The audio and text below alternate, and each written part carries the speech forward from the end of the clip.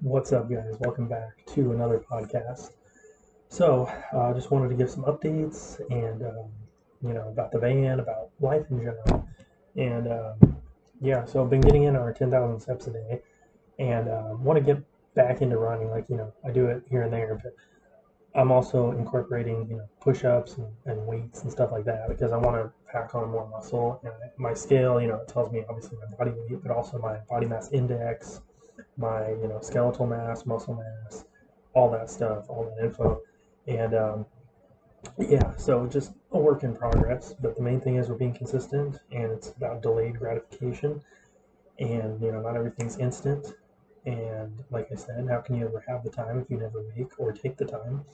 So, and another point, obviously, just ignoring the naysayers and focusing on your own path and forging your own path and making it happen. So that's very important in life. You have to know what your North Star is, what your goals are, and what your truth is. So, you know, I've been over mine, like I said, as far as money goes, you got to be, money's great, but it's a tool to achieve freedom, to achieve the life and lifestyle you want to live, and use it responsibly as well. Don't, you know, a lot of people who hit the lottery, they go broke within a certain amount of time, right? Me, no, no, if I ever came across a large sum of money like that, or just in general, just saving up gradually and stacking the income and getting that compound growth, compound interest, I know that I would invest a portion of it and save, like I'm doing, save money, and then obviously that's the three things you do. Like Dave Ramsey says, you can spend money, you can have fun with it, you can save it, and you can give. And like he says, giving and helping people out is the most fun you'll have with money. And yeah, so but anyway, as far as my workouts go, today's Sunday, so I'm actually just gonna probably do maybe 5,000 steps because I want to incorporate. Well, also because I got work tomorrow morning, but also I don't only want to do cardio and walking and steps. I also want to incorporate like weights, like I was saying. So we'll be doing some push-ups. A couple of years ago I was doing like 150 a day or so. So we'll gradually work back up to that. But like I said, when you've worked out and you quit, and then obviously you have muscle memory, so you're gonna get the gains back quicker. So pretty cool.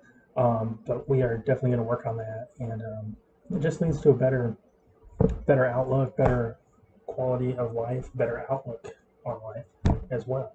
So yeah, man.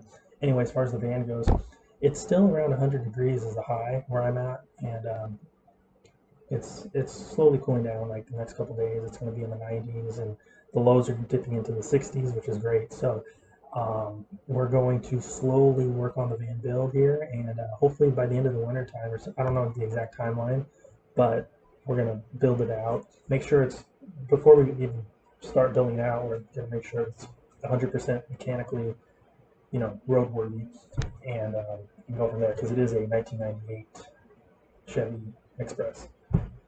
It's a conversion van, so it's got the high top. I'm a little too tall to stand up in it, but that's not like a deal breaker. Like with the Sprinter vans, you can stand up in those. Um, Chad DeRosa from Living the Van Life now, before he got his Sprinter van in 2020, he was living in his 1991 Volkswagen Westfalia. And those are epic. Those are small.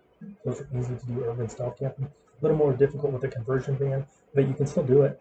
Um, you just got to be smart about it. Park in a good area, and tint your windows. Make sure there's no light escaping from the van, and don't make a lot of noise. Like he said, if he's doing urban stealth camping, like in the city or town or whatever, or suburbs, and he's not out there in a campsite or in the forest or in the woods, whatever, then he'll make sure he doesn't pull up to his camping spot until he's ready to bed down for the night. I can go over this over on my main Living the Van Life, or my main channel about van life.